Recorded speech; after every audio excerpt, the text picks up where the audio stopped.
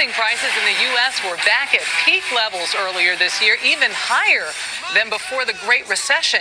Since then, there have been signs they're leveling off, due in part to rising interest rates. But in some parts of the world, housing prices are only headed in one direction, and that includes the most expensive housing market on the planet. Ben Tracy has that story.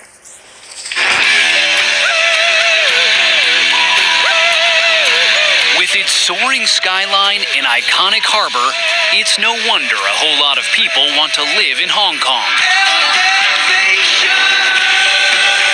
But housing prices in this Chinese city are now rising higher than all those buildings on Hong Kong's hillsides.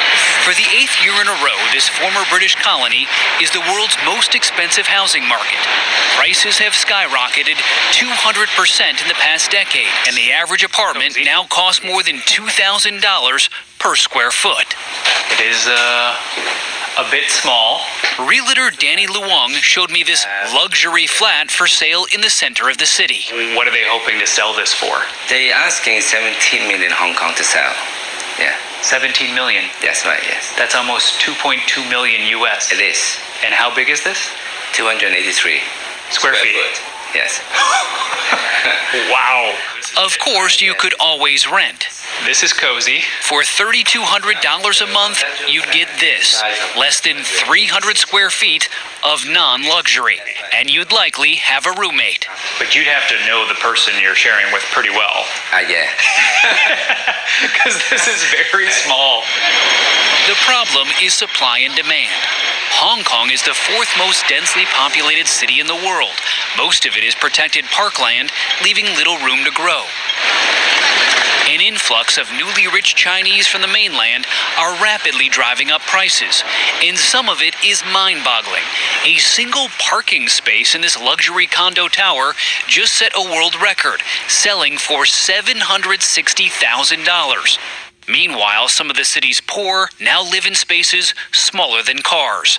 These micro apartments that measure less than 50 square feet are sadly but accurately referred to as coffins. Others have resorted to sleeping inside 24-hour McDonald's. A recent survey found that many of these so-called McRefugees actually have their own apartments, but get more space at the restaurants. For many, finding an affordable place to live here in Hong Kong is now a pipe dream. And so it's almost funny that one of the solutions being floated is to have people actually live inside of pipes. A local architect came up with the idea to stack drainage pipes in between buildings and use them as low-cost transitional housing.